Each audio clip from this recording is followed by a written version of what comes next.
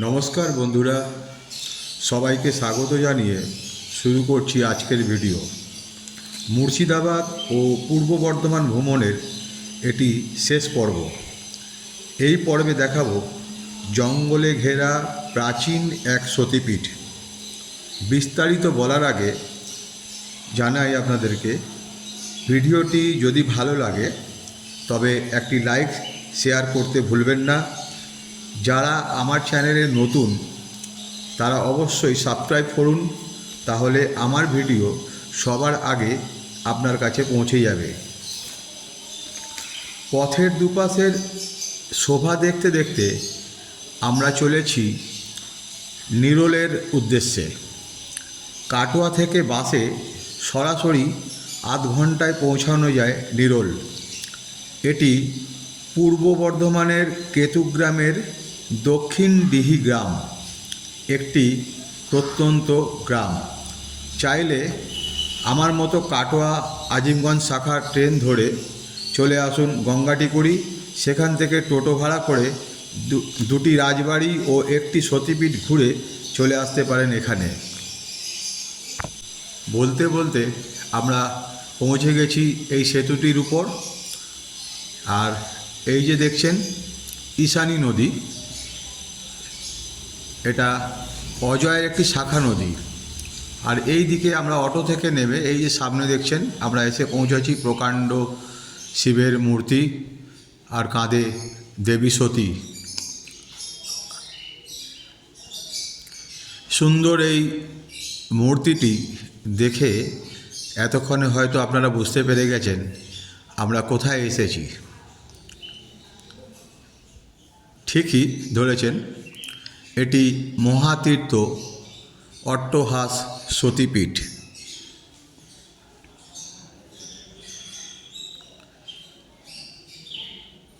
সম্মুখেই সুন্দর একটি গেট, সুন্দর কারুকার্য খচিত, দৃষ্টিনন্দন এই গেটটি। আর এইও কিছু পূজা সামগ্রীর দোকান। এখান থেকে আপনি পুজো দেওয়ার জন্য জিনিসপত্র কিনে নিতে পারেন। আর কিছু দোকান টুকিটাকি আছে যেখানে তেমন কিছু আশা করবেন না খাবার দাবার, টুকিটাকি খাবার দাবার এখানে পেতে পারেন। তাই ভেতরে প্রবেশ করতে করতে আপনাদের জানিয়ে দিই, খাবার যেহেতু বিশেষ কিছু পাবেন না, তাই এই মন্দিরের ভোগ প্রসাদ আপনাদের গ্রহণের জন্য বিশেষ প্রয়োজন হয়ে দাঁড়াতে পারে। তাই আমি ভোগ প্রসাদ কীভাবে পাবেন জানিয়ে দেবো এবং ফোন নাম্বারটিও দিয়ে দেবো। আপনি ফোন করে সকাল 7টা থেকে 10টার মধ্যে আপনি টিকিট বুকিং করে নিতে পারেন। আর গেটের ভিতরে প্রবেশ করেই আপনার মন একেবারে শান্ত হয়ে যাবে। শুদ্ধ বাতাস আর এই যে আমবাগান,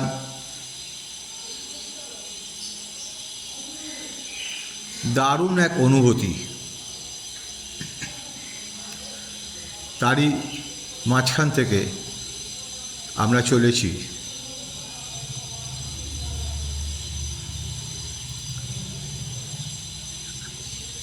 সামনে অতিথি নিবাস এবং তারই নিচে একটি পুলিশ ক্যাম্প। বোঝাই যাচ্ছে নিরাপত্তার কোনো অভাব এখানে হবে না।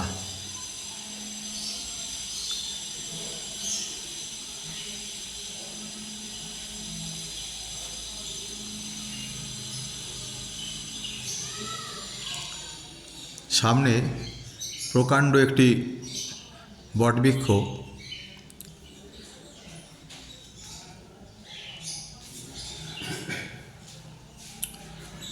মন্দির নির্মাণ কার্য চলছে, তারই উদ্দেশ্যে মুক্ত হস্তে দান করুন এমনই একটি ব্যানার লাগানো আছে। আর এখানে রঞ্জিত এবং শিবা শুধুই পড়ছে নাকি দান অনুদানের কথা কিছু ভাবছে। আর এই যে অতিথি নিবাস, তার নিচেই দেখুন একটি পুলিশ ক্যাম্প। এখানে রাত্রিবাসও করা যাবে। ফোন নাম্বারটি যেটি দেবো তার মধ্যে আপনি বুঝতে পারবেন সেখানে ফোন করলে কত টাকা কী বিনিময়ে নেবে। আমি কথা বলেছিলাম 500 টাকার বিনিময়ে এখানে থাকা যায়। একটি অ্যাম্বুলেন্সও দেখলাম এবং এখানে একটি দাতব্য চিকিৎসালয় রয়েছে, খুবই ভালো পরিষেবা, বিনামূল্যে যেখানে চিকিৎসা করা হয়। আর এই দিক থেকে এই জুতো রাখার জায়গা এবং বাম পাশে প্রসাধনী অর্থাৎ টয়লেট যাওয়ার রাস্তা, আর এখানে জুতো রাখবেন, সবই এখানে বিনামূল্যে। এবার সামনের দিকে এগিয়ে যাবার পালা। সামনে আরেকটি সুন্দর কারুকার্য খচিত তোরণ, বাহ, দেখে মনোমুগ্ধ হওয়া ছাড়া কোনো উপায় নেই।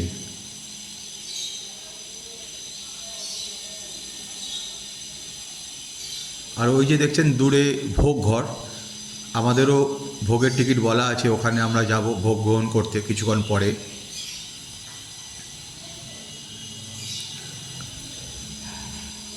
আর সামনে এগোতেই এই যে সামনে মহাদেব ধ্যানে মগ্ন, সুন্দর একটি মহাদেব মূর্তির দর্শন। আর এখানে এই যে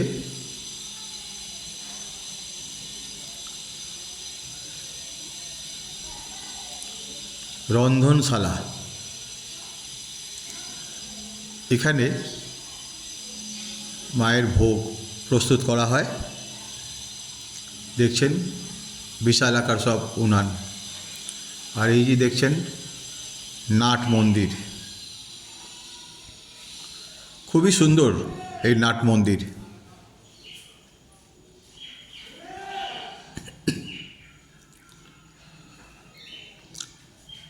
ঘুরে ঘুরে দেখতে দেখতে আপনাদেরকে স্মরণ করিয়ে দিই দক্ষযজ্ঞের কথা। দুটি বিষয় নিয়ে দক্ষযজ্ঞ বিখ্যাত হয়ে রয়েছে। একটি তো দক্ষরাজ, প্রজাপতি দক্ষরাজের এই যজ্ঞের আয়োজনের জন্য বিশাল নাম, এবং সেই যজ্ঞটি মহাদেব দ্বারা পণ্ড হবার জন্য নাম।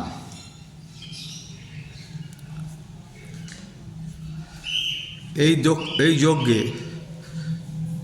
স্বর্গ এবং নরকের সকলেই আমন্ত্রিত হয়েছিলেন, বাদ পড়েছিলেন মহাদেব। তাই দেবী সতীর পতির এই অপমান সহ্য না হয় সেই যজ্ঞের অগ্নিকুণ্ডে দেহত্যাগ করেন, যা মহাদেবের অসহ্য হয়ে ওঠে। এবং এই দক্ষ যজ্ঞ পণ্ড করার পর সতীর দেহখানি কাঁধে নিয়ে প্রলয় নৃত্য নাচতে আরম্ভ করেন, এবং বেগতিক দেখে শ্রীবিষ্ণু তার সুদর্শন চক্রচালনে দেবী সতীর 51টি টুকরো করেন। সেই 51 টুকরো যেখানে যেখানে পড়েছে, পতিত হয়েছে, সেখানে একটি পীঠের প্রতিষ্ঠান হয়েছে। যেমনি 51 পীঠের অন্যতম একটি এই অট্টহাস সতীপীঠ।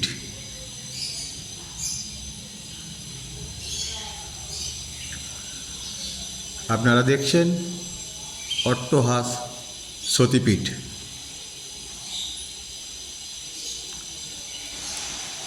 এখন ভেতরে আমরা দেখছি সুন্দর একটি চালা, আর ভেতরে যে কুণ্ডটি দেখতে পাচ্ছেন নিচে, ওপরটা দেখুন কত সুন্দর। এখানে সম্ভবত যজ্ঞাদি করা হয়। তো চলুন আমরা এখন প্রবেশ করব মূল মন্দিরে। আর মন্দিরটি নির্মাণ কার্য চলছে, পুনর্নির্মাণ বলবো না, নতুন করেই তৈরি হচ্ছে, একটু আলাদা ধরনের কিছু হবে। মহাতীর্থ অট্টহাস সতীপীঠ। ভেতরে তো ছবি তোলা নিষেধ, যদি পারি আপনাদেরকে মায়ের মূর্তিখানি দেখাবো। আর রঞ্জিত এবং শিবা মায়ের প্রণাম সেরে নিচ্ছে, নাহলে এখানে ধূপ মোমবাতি প্রজ্বলিত করা হয়।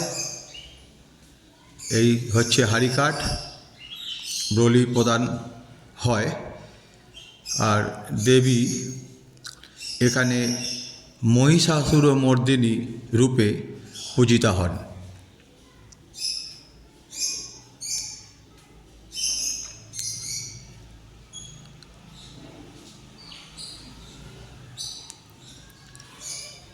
এবারে এই যে দেখছেন অফিস ঘর, এখান থেকে আমি ফোন করে বলে দিয়েছিলাম এবং আমার কুপনটি 50 টাকা পার হেড হিসাবে আমরা কুপন সংগ্রহ করেছি,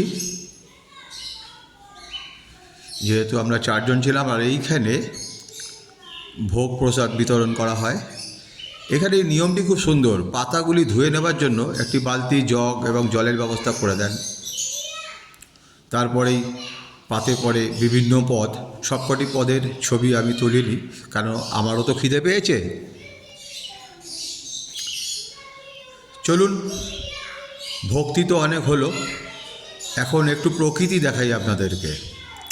এখানে কেন আসবেন না আপনি? দেখুন না, জঙ্গলে বেষ্টিত এই মন্দিরখানি। মন্দিরটি যেখানে দেখলেন তার চারপাশ থেকে এই জঙ্গল, যেখানে আসলে আপনি মনোমুগ্ধ হবেন। আর এক রাত শান্তি আপনার জন্য অপেক্ষা করে আছে এখানে। শুধু পাখির ডাক আপনি এখানে আসলে শুনতে পাবেন, আর চারিদিকে সবুজ আর সবুজ।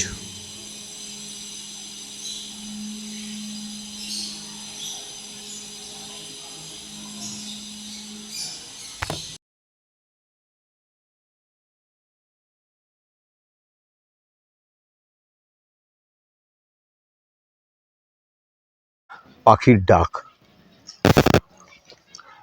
আর ওইদিকে এখানে পুকুর রয়েছে, আর এই পুকুরের চারপাশে দিয়েই এই রাস্তাটা, যেটা আমরা ঘুরে দেখছি। সত্যি যত দেখছি তত ভালো লাগছে, তত হারিয়ে যাচ্ছি।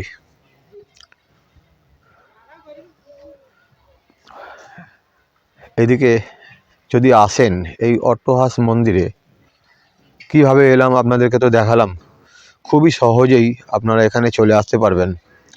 আর ভিডিওটা দেখাতে দেখাতে আরও একবার আপনাদেরকে মনে করিয়ে দিচ্ছি, ভিডিওটা যদি আপনাদের সত্যি করে ভালো লাগে তাহলে লাইক, শেয়ার, সাবস্ক্রাইব করতে ভুলবেন না। বিশেষ করে একটা লাইক অবশ্যই দেবেন, যেটা করে আমি অনুপ্রাণিত হতে পারবো, যে আমারও ভালো লাগবে ভিডিওটি বানাতে। আমরা এই পথ থেকে এসেছি, আর এই যে রাস্তাটা পুকুরের পাশ থেকে ওই দিকে চলে গেছে। আর এই যে সামনে রটন্তী কালী মন্দির। রটন্তী কালী মন্দির, মন্দিরটি এখন বন্ধ আছে, আর ভেতর থেকে মন্ত্রোচ্চারণ হচ্ছে, শুনুন।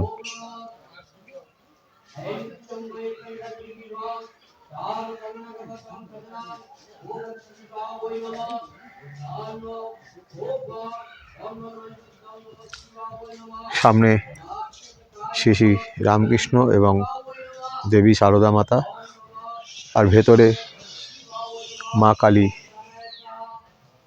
মা রটন্তী কালী মন্দির এটি যেহেতু, তাই মা কালী পূজিতা হচ্ছেন। সম্ভবত ভোগ নিবেদন হচ্ছে মায়ের। সামনে এই ত্রিশূল।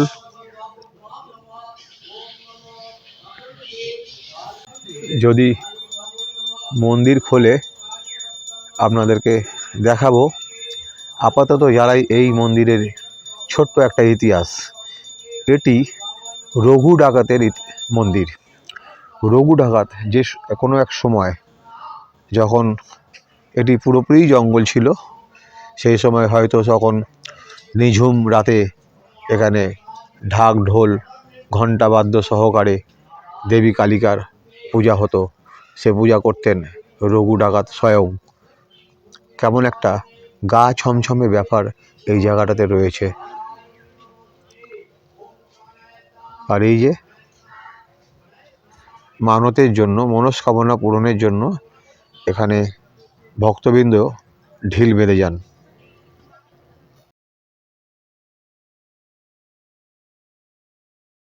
মায়ের ভোগ নিবেদন হয়ে গেছে। ঠাকুরমশাইকে অনেক অনুরোধ করে মায়ের একটু মূর্তি আপনাদেরকে দেখাতে পারলাম। আর এই যে এখন মন্দির বন্ধ, কারণ ভগবান নিদ্রা গিয়েছেন, গোলযোগ সইতে পারেন না। তো আমরা যাব এখানে আর কি আছে দেখার জন্য। তো শ্রী ঠাকুরকে এবং মাকে, সারদা মাকে প্রণাম জানিয়ে চললাম। আর এইটি হচ্ছে পঞ্চমুণ্ডির আসন। বাহ, আগে জায়গাটা একবার দেখিয়ে দিই, একবার জায়গাটা, এই গাছগাছালির শাখা পোশাকাগুলো একবার দেখুন কেমনভাবে লতানে এইভাবে নেমে, এইভাবে যেন কেউ আর্টিফিশিয়াল তৈরি করেছেন কেউ। দেখুন কেমনভাবে গাছগুলো, চারিদিকটা কী মনোরম, একেবারে নিঝুম একটা জায়গা। আর এই সামনে পঞ্চমুণ্ডির আসন। আর এই পঞ্চমুণ্ডির আসন যেখানে একসময় অনেক সাধকগণ তাদের সিদ্ধি লাভ করেছেন। আর শোনা যায় এমনটা যে পঞ্চমুণ্ডির আসন যেখানে থাকবেন সেখানে পিছন দিকে 5টি গাছ থাকবে, বট, অশোক প্রভৃতি। কিন্তু এখানে তো চিনতেই পারছি না সেরকম কোনো গাছগুলো, যাও আছে নিশ্চয়ই, কেননা একদম জঙ্গল বেষ্টিত জায়গাটা। অপঘাতে মৃত্যু হওয়া এমন একটি নারীর মাথার খুলি এবং অন্য যে কোনো 4টি পশুর মাথার খুলি ওপর এই পঞ্চমুণ্ডির আসন তৈরি হয়। কত পাখি, ওই দেখো, এই দেখো ভর্তি আছে। মাছা করেছে কত সুন্দর।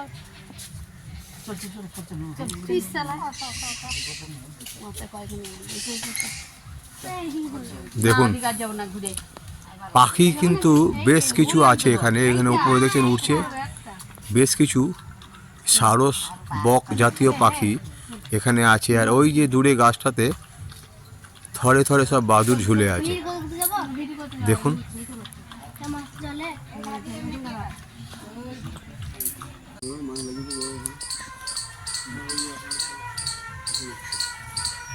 কান পেতে শুনুন।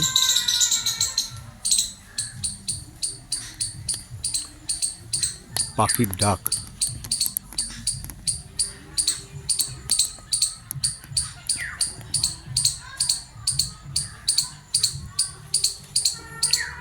আর এখানে একটি সমাধিস্থল রয়েছে, বলছেন ভোলা বাবার সমাধিস্থল। আমি চিনি না ভোলা বাবা কে, তাই মনে মনে ওনাকে প্রণাম জানিয়ে এখান থেকে অন্যত্র চলে যাচ্ছি। চারিদিকে পাখির ডাক, কান পেতে শুনুন। আর এবার দেবীর ভৈরব বিশ্বেশ মহাদেবকে প্রণাম জানিয়ে শেষ করছি আজকের ভিডিও। আপনাদের কাছে বিদায় নিলাম আজকের মতো।